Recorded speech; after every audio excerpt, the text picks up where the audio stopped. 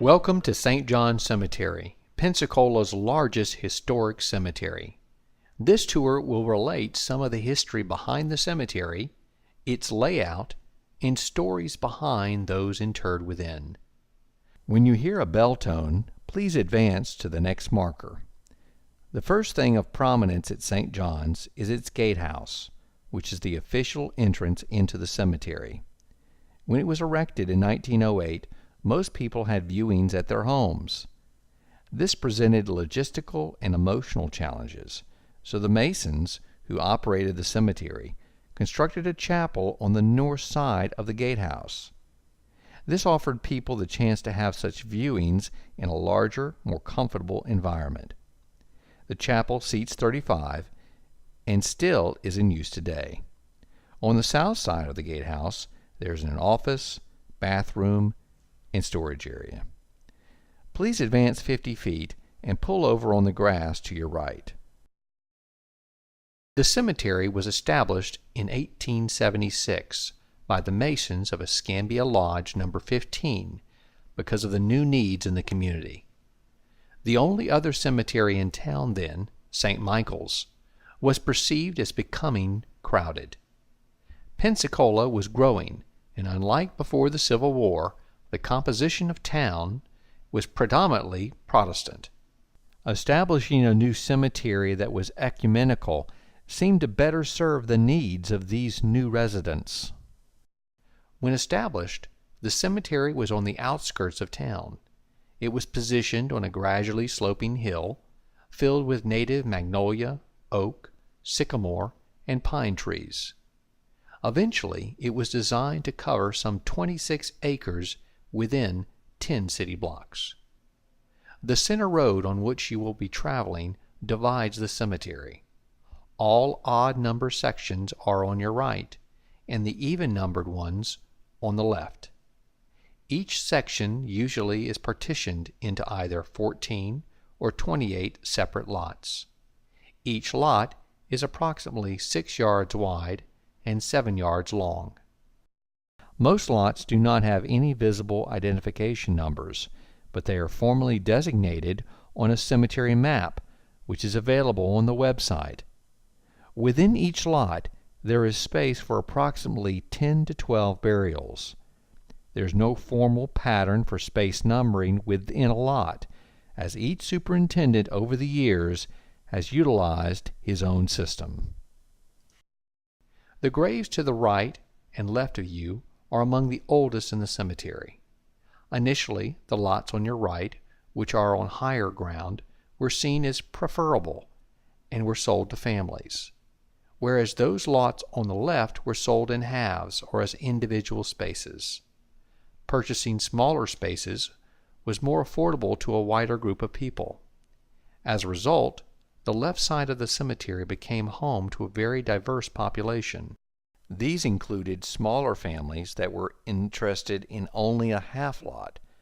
Also, there were specific areas set aside for babies, sailors, suicide victims, prostitutes, criminals, and people of color. The largest baby section was established in 1948 and is behind you on your left.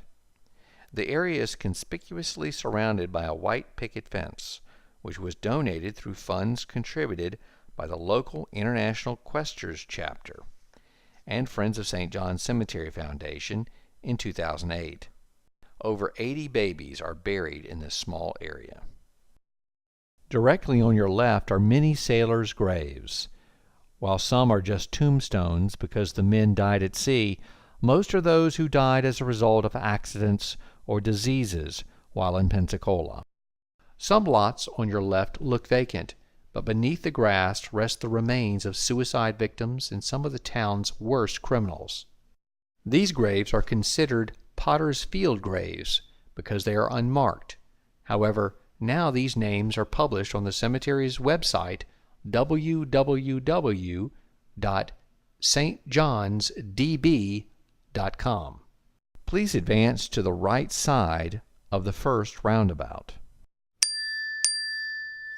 Proceeds from timber sales and lots sold initially went off to pay the mortgage required to purchase the land, to cover improvements and to establish a perpetual endowment.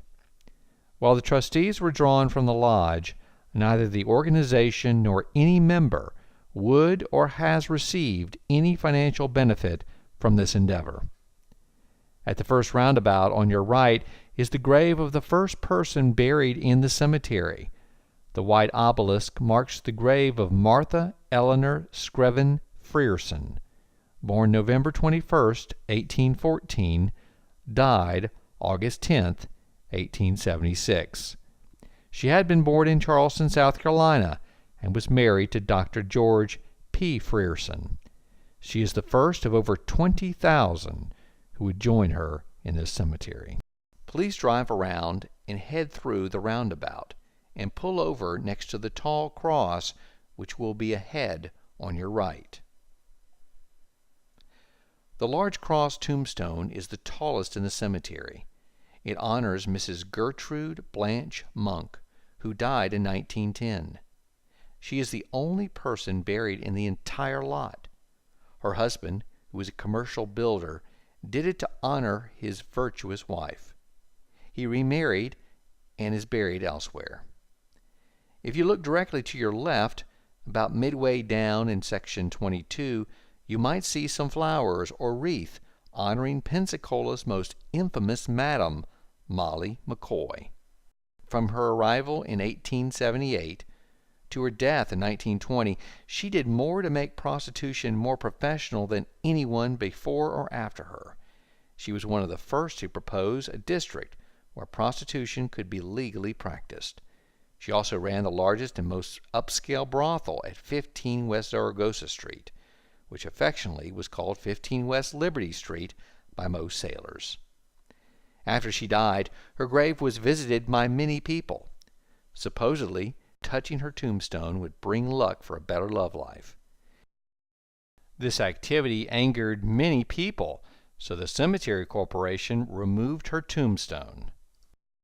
In 2012, her grave was rediscovered, and a local cemetery corporation, Gulf Coast Wilbert, donated a tombstone. Now Pensacolians can once again visit Molly's grave and hopefully obtain a better love life. Feel free to take a photo of yourself there or leave Molly some flowers. Contrast Molly, who never married, with Helen Fisher, who is buried directly on the right in section 23. Helen was the daughter of the founder of what would become the Fisher-Brown Insurance Agency. She became the first Pensacola gal who married a naval aviator. So many local women subsequently became Navy wives that Pensacola earned the title mother-in-law to the Navy. Helen's husband was aviator number 18, Edward O. McDonnell, who was the first aviation officer to report wearing the Congressional Medal of Honor.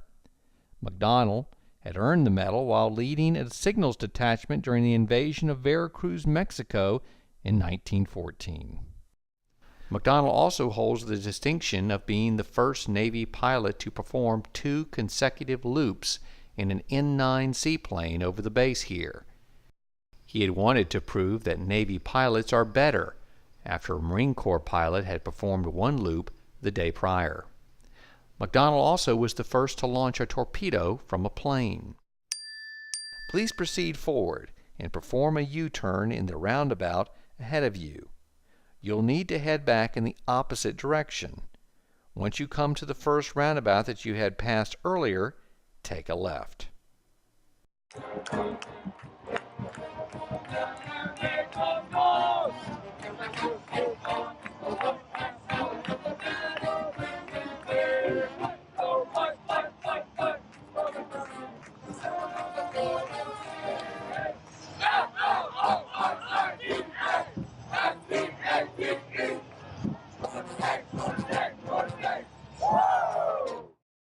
Immediately on your left, you should spot a tombstone with a stainless steel arrow through it. The marker commemorates Wallace S. Odom, who during the 1980s was the first person to begin doing the famous Florida State Seminoles tomahawk chop. Wally had season tickets to the home games and would stand up and begin doing the chop. Others around him thought it was cool, so they joined in. When not at a home game, he would try to watch the Seminoles play football on television. Often he would wear a ball cap with a coat hanger that had been modified to appear as if an arrow had penetrated both sides of his skull. Now his tombstone honors this avid fan. Please continue north on this road, toward the end of it, near the tombstone that looks like a tree trunk. This marker ought to be on your right.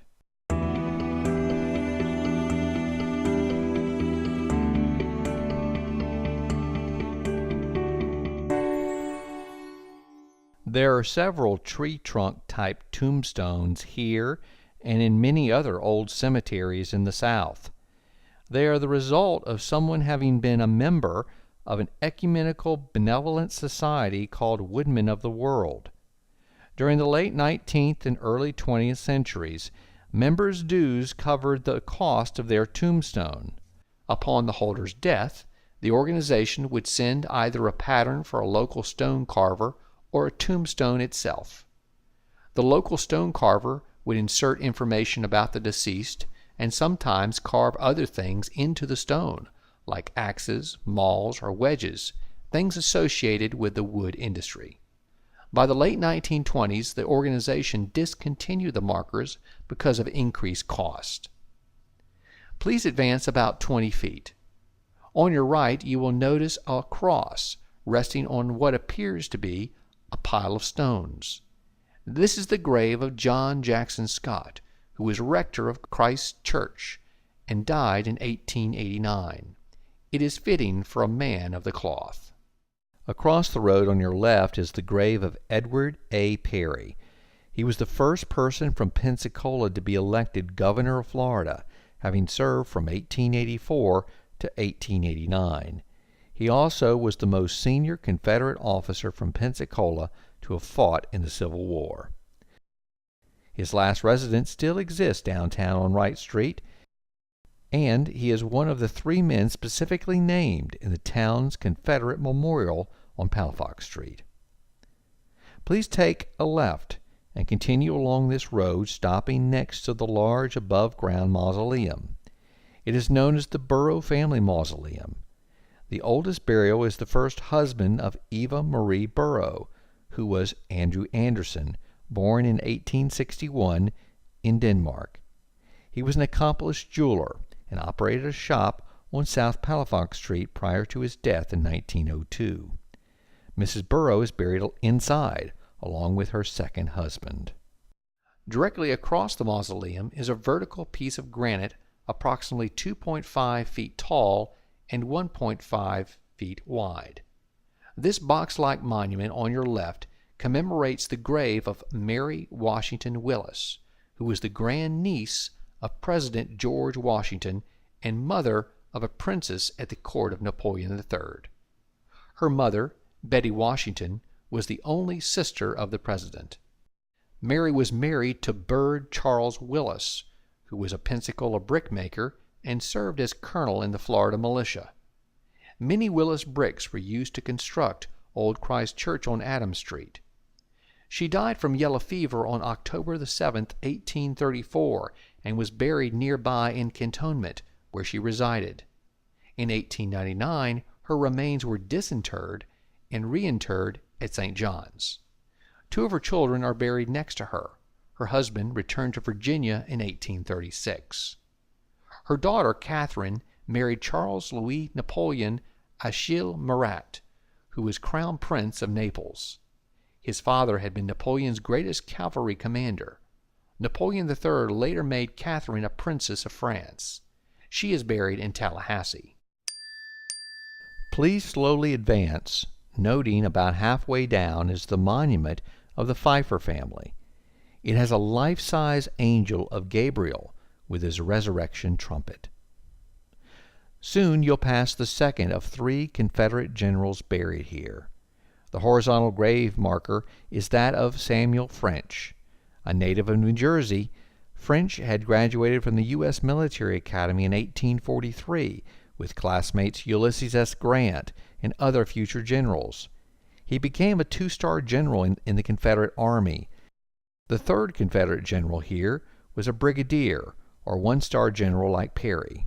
He was William Miller, who is buried in Section 9 well behind you. Like the other generals, Miller had been born in the North. He saw action at Shiloh and was seriously wounded at Murfreesboro. He was the senior general who directed the Confederate troops at the Battle of Natural Bridge, which was the Union's unsuccessful attempt to take Tallahassee in 1865. There are over 80 Civil War veterans buried here. It is the second largest group, with World War II veterans being the most numerous, at over 100 burials. You should be about a block down the road from the mausoleum.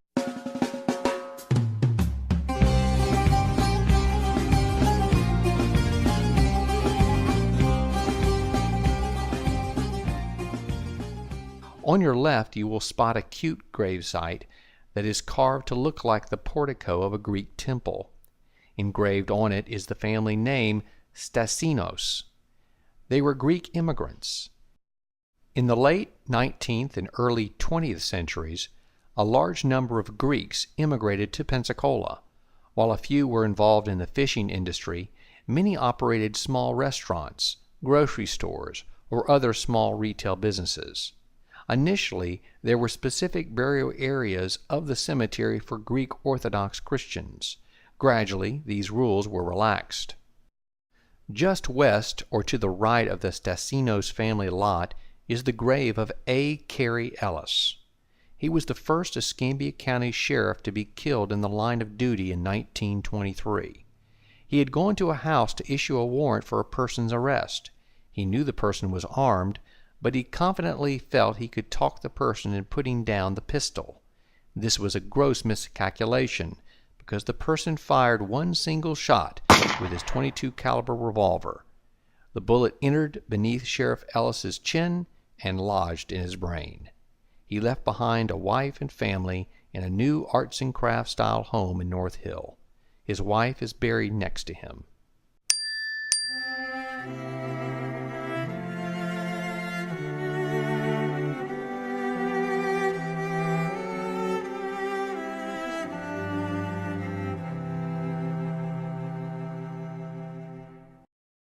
As you travel a bit further down the cemetery, directly on your left is the grave marker for Lieutenant Commander John Charles Waldron.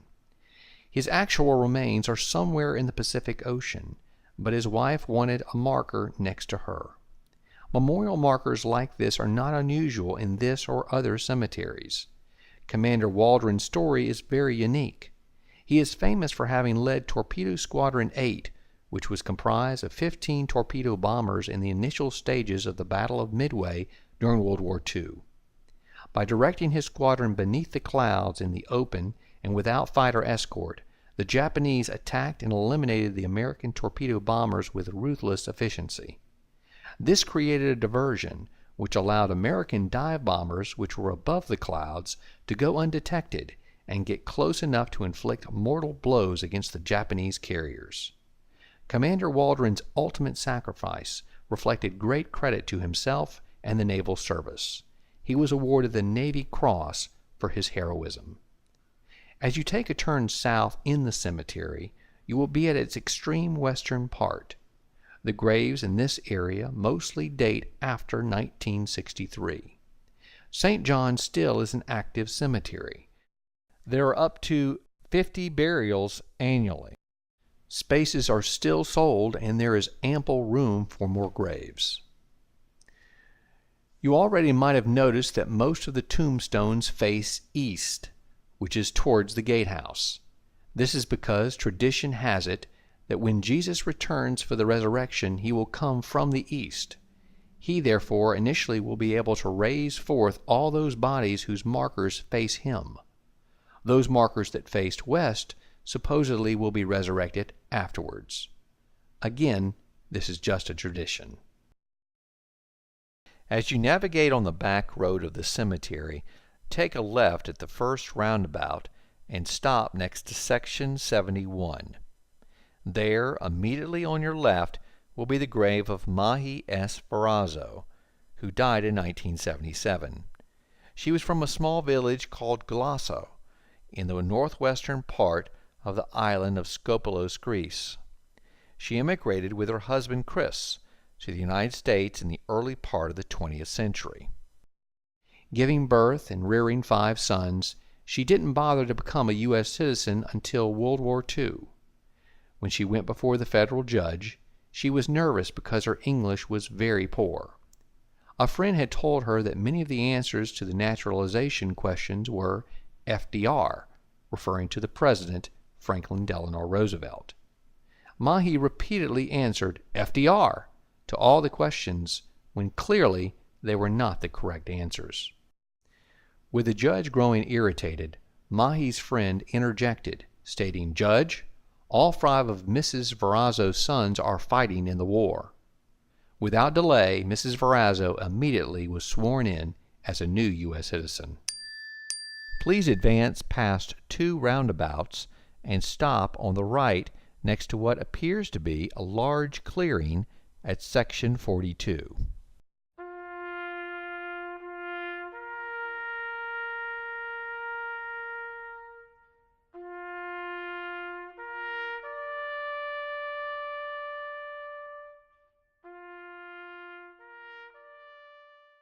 Four out of 5 of the Verrazzo sons survived the war and returned home. They eventually all were buried in this cemetery. The last Verrazzo son, Charlie, died in 2011 and garnered brief national attention upon his demise because in lieu of flowers, he requested that mourners make donations to any Republican candidate running against Barack Obama for president. When the vehicle stops next, you will see largely open sections to your left and right. These are sections 42 on your right and 43 on your left. While these appear open, they are not necessarily vacant. Section 42, for example, is largely full. This area was the first colored-only section in the cemetery. In the late 19th century, colored included any person with dark pigment in their skin. This included American Indians, dark-skinned Hispanics, Italians, and those of African ancestry. Many of the graves here either had no marker or a wooden marker that decayed years ago. In 2012, the names of all those unmarked graves were published on the cemetery's website.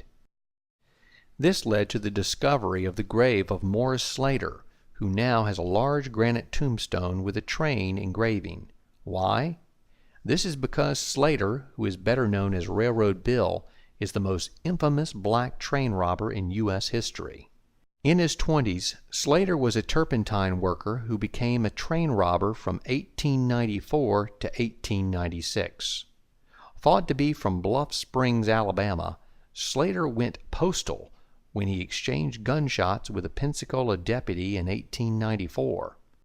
He thereafter conducted robberies on several L&N trains, wounding 2 brakemen, shot at about a dozen railroad employees, killed a deputy and a sheriff.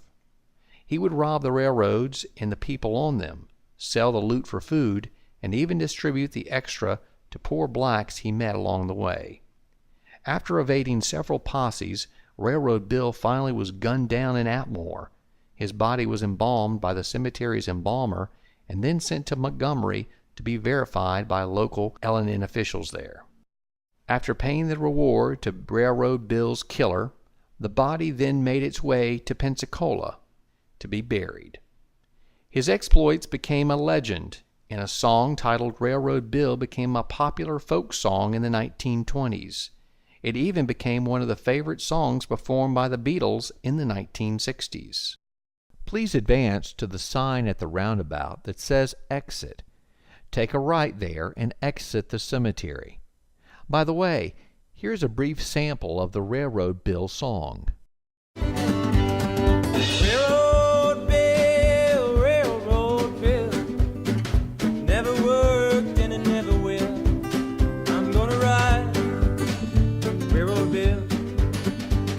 Well, Railroad Bill was a mighty mean man. He shot the light out of the brakeman's hand. I'm gonna ride that bad Railroad Other noted African Americans buried here include Lucius Boykins and Michael Murphy, who served with distinction in the Navy during the Spanish-American War. If you haven't realized it yet, St. John's is a beautiful cemetery. There is a balanced collection of old and new grave markers in every shape and size. More importantly, each person buried herein has a colorful story to tell. However, only a few could be related in this general introduction to the cemetery. St. John's is able to continue its mission because of volunteers, ongoing burial collections, donations, and grants. Two groups are primarily involved in this. A group of Masons continue to operate the cemetery, and a 501c3 not-for-profit corporation, the Friends of St. John Cemetery Foundation, conducts fundraising and operates the website, database, maintains ownership records, and coordinates funerals. Both organizations are committed to preserve the legacy of those interred within. If you would like information about the interments, would like to donate or volunteer, or perhaps would like to share biographical information about relatives buried here, please go to the website www.stjohnsdb.com. You can also inquire about spaces available for your burial needs. Thank you for having visited the cemetery.